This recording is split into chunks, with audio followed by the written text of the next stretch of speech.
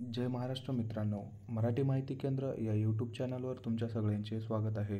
मित्रांनो, आपण कालच्या व्हिडिओमध्ये किती पोस्ट आहेत, त्याच्यानंतर ओपनिंग डेट काय आहे, क्लोज डेट काय आहे, त्याच्यानंतर एज लिमिट, त्याचबरोबर मेडिकल स्टँडर्ड आणि फीस या संदर्भात संपूर्ण माहिती डिटेल्समध्ये आपण या आधीच्या व्हिडिओमध्ये बघितलेली आहे.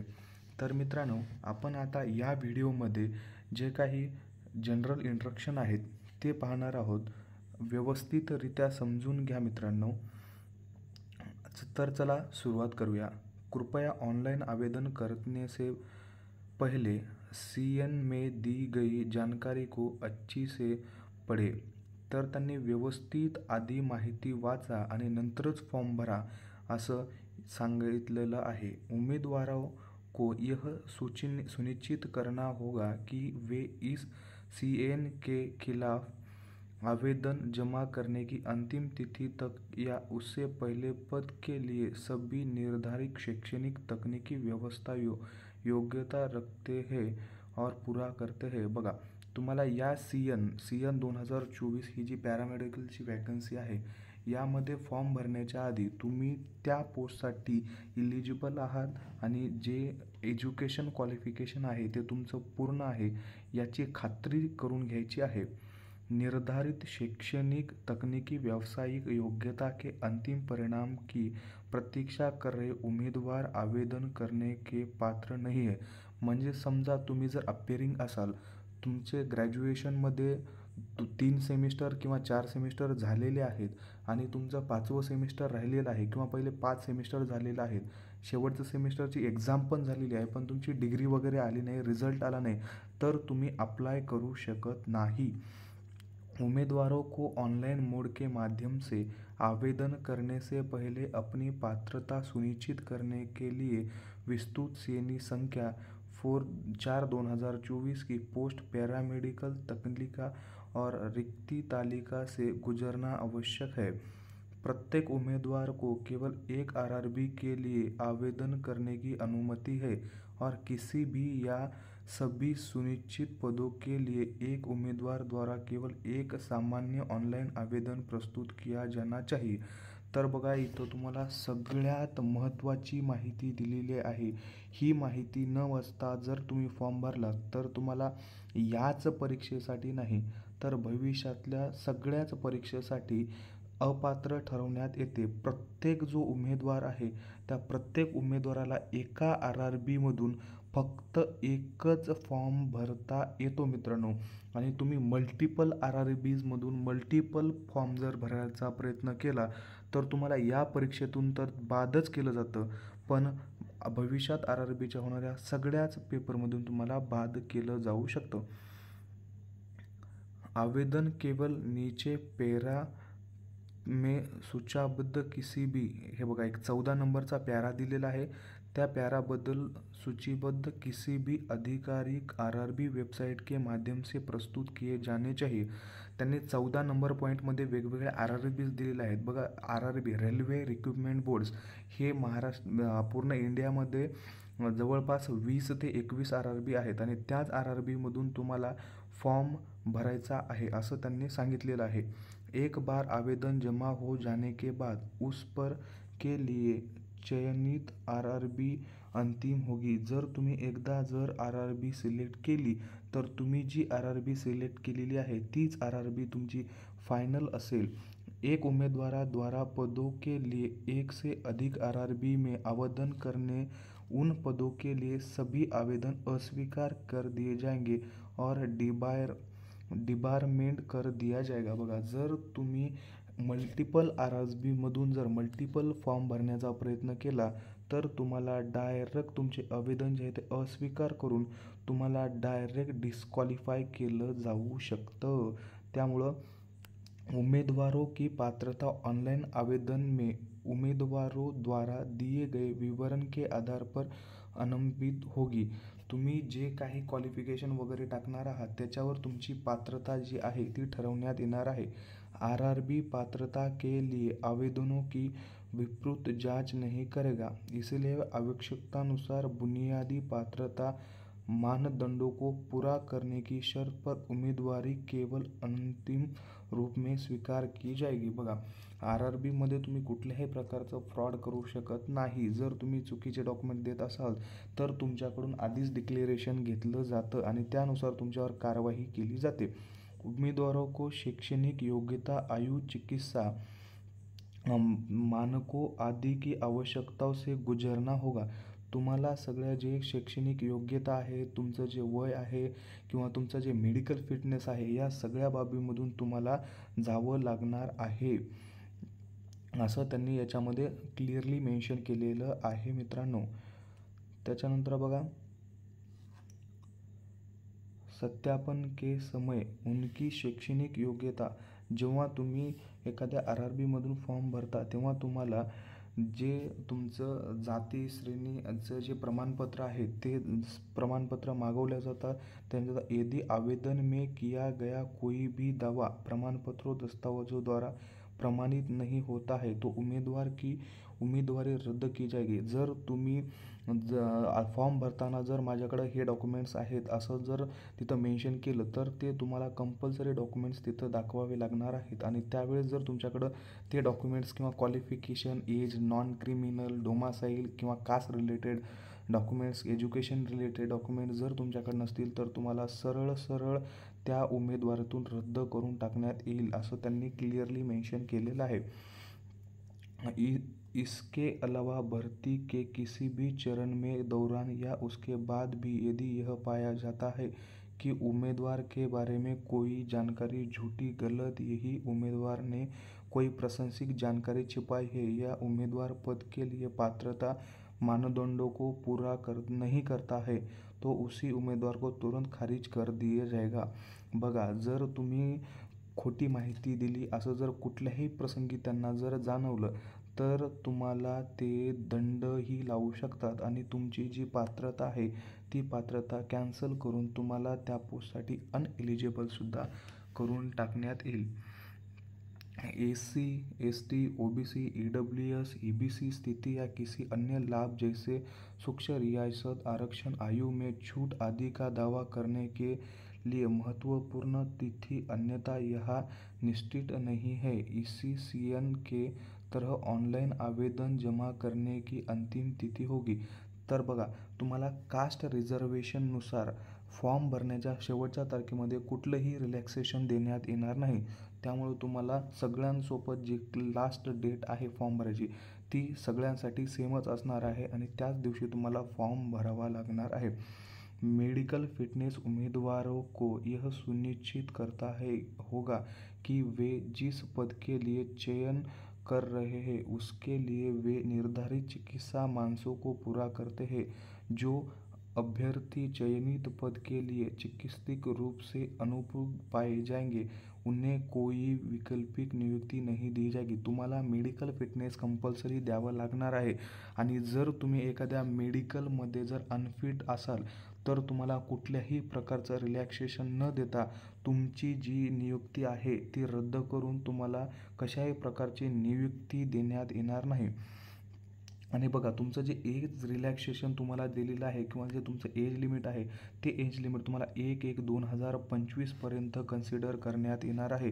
जर समजा एखाद्या पदासाठी 36 वर्ष जर वयोमर्यादा असेल तर 1/1/2025पर्यंत तुम्ही 36 वर्षाचे असायला पाहिजे. त्या 1/1/2025 नंतर जर तुम्हाला 36 वर्षापेक्षा जास्त जर तुमचं वय होत असेल तर तुम्हाला तिथं अपात्र ठरवण्यात येईल.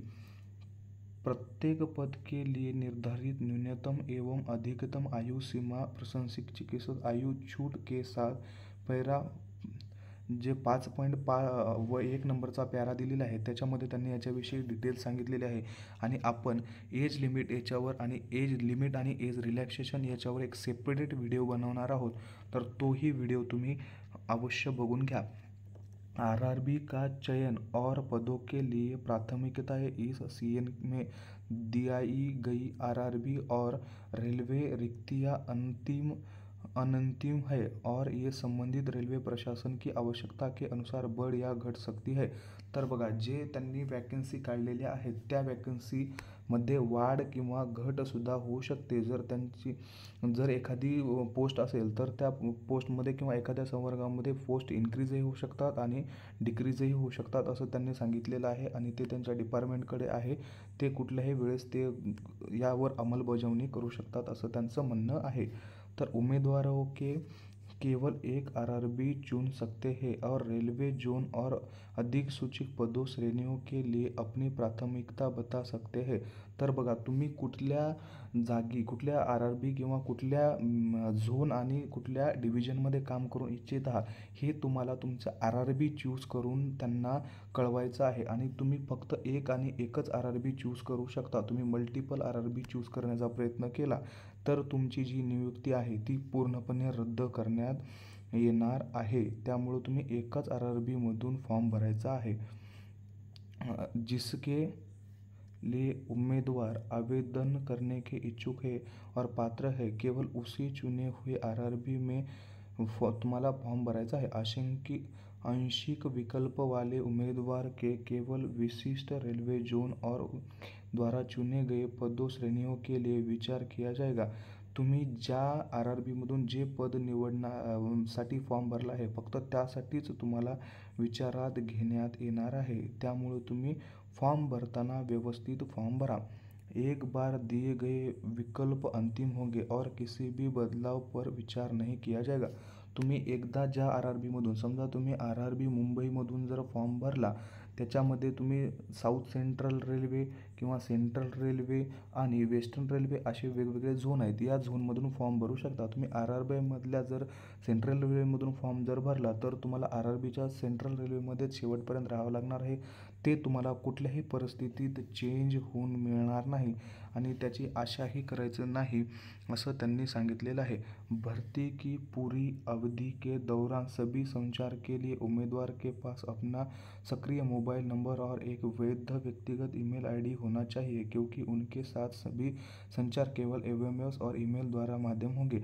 बघा, तुम्ही जो मोबाईल नंबर टाकणार आहात तो मोबाईल नंबर आणि तुमचं जे मेल आय डी आहे ते मेल आय डी तुम्हाला व्हॅलिड टाकायची आहे.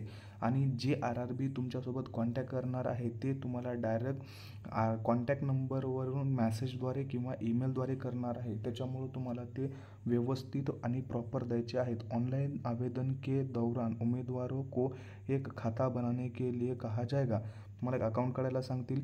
यदि किसी उम्मीदवार ने 2024 अधिसूचित सीएन के लिए पहले ही एक खाता बनाया है तो उन्हें इस सीएन के लिए भी लॉग इन करने और आवेदन करने के लिए उसी खाते के क्रेडिट का उपयोग करना चाहिए. बघा, जर तुम्ही रेल्वेचे जे 2024मध्ये निघालेल्या अनादर भरत्या आहेत जसं CRPF, त्याच्यानंतर ALP टेक्निशियन किंवा आता लेटेस्ट निघालेल्या NTPCच्या पोस्ट आहेत, याच्यासारख्या कुठल्या पोस्टचा जर फॉर्म भरला असेल आणि त्याच्यासाठी जर तुम्ही अकाउंट क्रिएट केलं असेल तर त्याच अकाउंटमध्ये लॉग इन करून तुम्ही 2024 पॅरामेडिकलचा फॉर्म भरू शकता. यदि उम्मीदवारों ने पहले कोई खाता नहीं बनाया है तो उन्हें इस सीएन के लिए आवेदन भरने से पहले अपने खाता बनाना होगा. तुम्हाला फॉर्म भरण्याआधी लॉग इन करून तुमचं अकाउंट क्रिएट करावे लागेल. उम्मीदवारों को सलाह दी जाती है कि वे खाता बनाने के लिए आवश्यक विवरण अत्यंत सावधानी से भरें, क्योंकि खाता बनाने के बाद किसी भी प्रकार के सुधार की अनुमति नहीं दी जाएगी. तुम्हाला जेव्हा अकाउंट क्रिएट करायचं आहे तेव्हा तुम्हाला पूर्ण इन्फॉर्मेशन जी आहे ती पहिल्याच अटेम्प्टमध्ये व्यवस्थित आणि प्रॉपर लिहायची आहे. जर तुम्ही त्याच्यामध्ये काही जर चूक केली आणि तुम्हाला जर नंतर चेंज करायचं असेल तर त्याच्यामध्ये चेंज करायची जी अनुमती आहे ते तुम्हाला देण्यात येणार नाही. त्यामुळे तुम्ही प्रॉपर माहिती टाकायची आहे. खाता बनाने के बाद खाता बनाए फॉर्म में भरे गए विवरण मोबाइल नंबर और ईमेल आईडी सहित को किसी भी स्तर पर संशोधित नहीं किया जा सकता है. तर बघा, तुम्ही जे अकाउंट क्रिएट करताना मोबाईल नंबर आणि ईमेल आय डी टाकलेली आहे त्या मोबाईल नंबर आणि ईमेल आय डीला कोणत्याही परिस्थितीत चेंज करता येणार नाही. त्यामुळे तुम्हाला तो प्रॉपर टाकायचा आहे. ऑनलाइन आवेदन जमा करने के बाद यदि कोई उम्मीदवार खाता बनाए फॉर्म ईमेल आईडी और मोबाइल नंबर से भरे गए विवरण को चुनने के विवरण को छोड़कर किसी भी विवरण को और संबंधित प्रयोग को या सही करना चाहता है, वह प्रत्येक अवसर के लिए 250 रुपये के संशोधन शुल्क का भुगतान करने 17/9/2026 से 26/9/2024 तक ऐसा कर सकता है।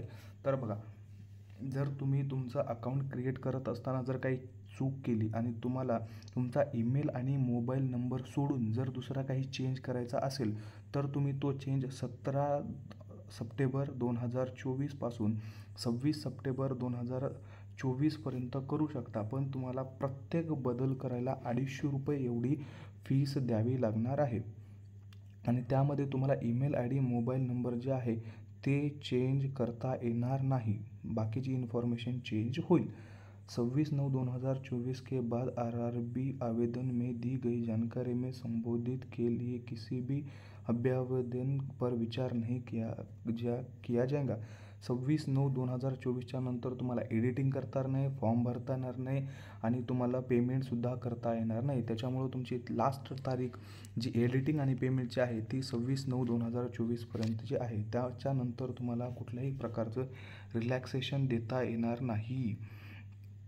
तर बघा, डीवी और मेडिकल परीक्षा के लिए उम्मीदवारों की शॉर्टलिस्ट उस आरआरबी के लिए रिक्तियाँ 1-1 की दर में आरआरबी की जाएगी.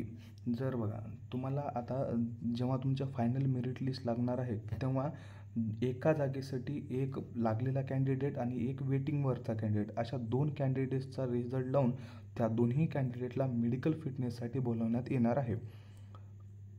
कई पालियों में आयोजित सीबीटी लिए अंकों का सामान्यीकरण किया जाएगा. तर तुम्ही जे पेपर देणार आहात त्याचं नॉर्मलाइजेशन करण्यात येणार आहे. डीवी के लिए शॉर्टलिस्ट किए गए उम्मीदवारों को डीवी में उपस्थित होने के लिए उनके ई कॉल लेटर डाउनलोड करने के लिए अधिकतम आरआरबी वेबसाइट के साथ साथ एमएमएस और ईमेल में माध्यम से सूचित किया जाएगा. जर तुमचं सिलेक्शन झालं किंवा तुम्ही वेटिंगमध्ये किंवा तुम्ही प्रॉपर सिलेक्ट झालात तर तुम्हाला ईमेल किंवा मोबाईलवर मॅसेज पाठवून मेडिकलसाठी बोलवण्यात येईल. नकारात्मक अंकन सीसीटीव्ही में नकारात्मक अंकन होगा. तुमचं जे एक्झामला तुम्ही फॉर्म भरत असताना जे तुमचं बायोमॅट्रिक आहे ते बायोमॅट्रिकसुद्धा तिथे केलं जाणार आहे.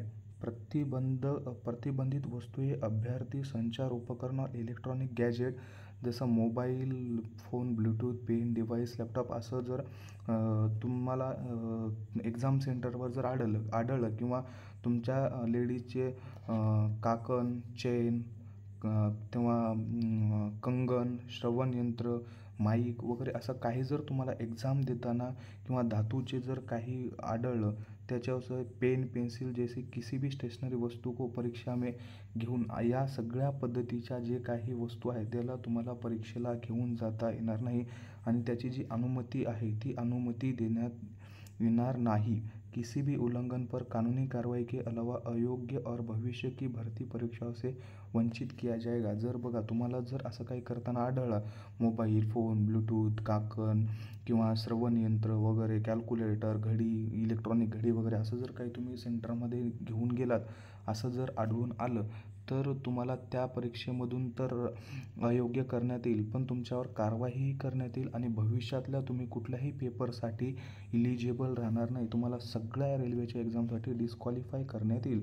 त्याच्यानंतर बघा, नकारात्मक अंकन सीसीटीव्ही के नकारात्मक अंकन 1/3 होगा.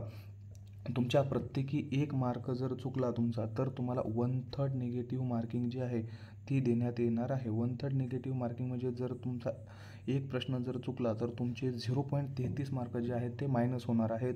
थोडक्यात सांगायचं म्हणजे जर तुमचे 10 प्रश्न जर चुकले तर तुम्हाला 3 मार्क जे आहेत ते कमी होणार आहेत. त्याच्यानंतर बघा, सामान को सुरक्षित रखने के लिए क्लॉक रूम की व्यवस्था परीक्षा स्थलों पर उपलब्ध नहीं हो सकती है. इसीलिए उम्मीदवारों को सलाह दी जाती है की परीक्षा स्थल पर मोबाईल फोन और यादी सहित कोई भी मूल्यवान वस्तू न लाए. बघा, तुम्हाला जिथं परीक्षा सेंटर उपलब्ध करून देण्यात येणार आहे त्या परीक्षा सेंटरवर तुम्हाला कुठल्याही प्रकारचं जे लॉक रूम आहे ते लॉक रूम अवेलेबल करून देण्यात येणार नाही आणि त्याच्यामुळे तुमचा मोबाईल किंवा जे अन्य मौल्यवान वस्तू आहेत त्या तुम्हाला ठेवण्यासाठी व्यवस्था करून दिली जाणार नाही आणि ते तुम्हाला कुठेही तुमच्याच ट्रस्टवरती, तुमच्या भरोशावरती ठेवावं लागणार आहे आणि त्याची जर मालमत्तेची हानी झाली तर त्याच्यासाठी कुठली आरआरबी जिम्मेदार राहणार नाही, तुम्ही स्वतः जिम्मेदार राहणार. परीक्षा केंद्र में परिवर्तित हेतु अनुरोध की अनुमति नहीं है. तर बघा, या सगळ्या प्रकारचे जे आपण जनरल इंस्ट्रक्शन्स आहेत, ते जवळपास पूर्ण जे जनरल इंस्ट्रक्शन्स आहेत ते कव्हर केलेले आहेत मित्रांनो. तर याच्यामध्ये महत्त्वपूर्ण इम्पॉर्टंट इंस्ट्रक्शन जे आहेत, ते आपण इम्पॉर्टंट इंस्ट्रक्शन जे आहेत ते आजच्या व्हिडिओमध्ये पूर्ण कव्हर केलेले आहेत. याच्या आधीच्या व्हिडिओमध्ये आपण किती जागा आहेत, एज काय आहे, त्याच्यानंतर मेडिकल स्टँडर्ड काय आहे, त्याच्यानंतर सिलेबस काय आहे याच्याविषयी बघितलं होतं. आणि आत्ता आपण जे पूर्ण RRBचे महत्त्वपूर्ण निर्देश आहेत ते आपण याच्यामध्ये व्यवस्थितरित्या आणि सविस्तरपणे बघितलेले आहेत. आणि आपण आता पुढच्या जो व्हिडिओ आहे, त्या पुढच्या व्हिडिओमध्ये सामान्य अनुरोध जे आहेत ते पूर्ण डिटेल्समध्ये बघणार आहोत. आणि त्या सामान्य अनुरोधवर मी एक पूर्ण डिटेल्समध्ये व्हिडिओ बनवणार आहे. त्या व्हिडिओसुद्धा नक्की बघा. या व्हिडिओमध्ये जर तुम्हाला काही समजलं नसेल तर कमेंट बॉक्समध्ये विचारा. जर व्हिडिओ आवडला असेल तर लाईक करा आणि आपल्या चॅनलला शेअर करा. त्याबरोबरच चॅनलला सबस्क्राईब करायला विसरू नका आणि आपल्या टेलिग्राम चॅनलसोबत नक्की जोडले जा. धन्यवाद.